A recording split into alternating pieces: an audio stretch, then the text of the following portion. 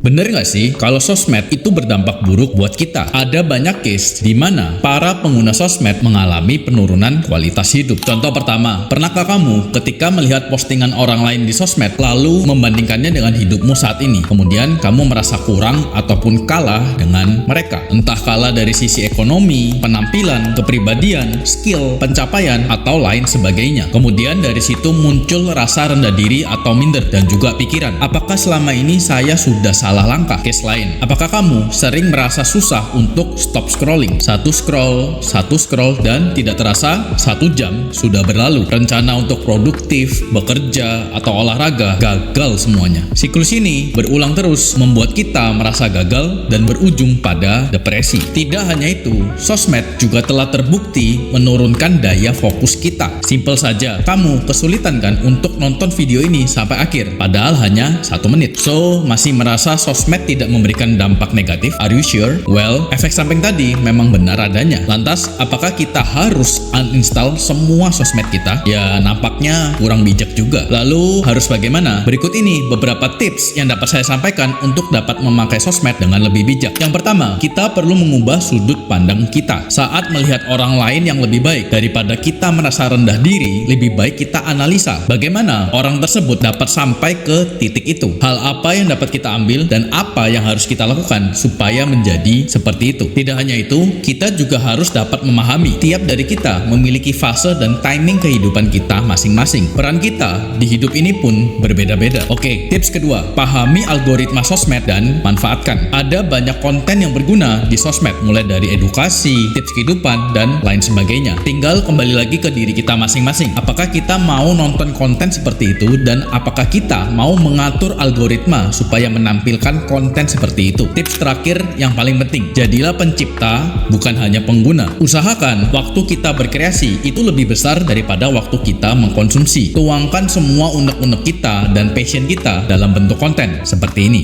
Dan siapa tahu berpotensi mendapatkan income tambahan. Jadi apa kesimpulannya? Saya pribadi percaya sosmed bukanlah untuk dimusuhi. Ada begitu banyak hal positif yang dapat kita peroleh dari sosmed ini. Tergantung bagaimana cara kita menggunakannya. Ingat, pada akhirnya kontrol berada di tangan kita. So, bagaimana menurut kamu?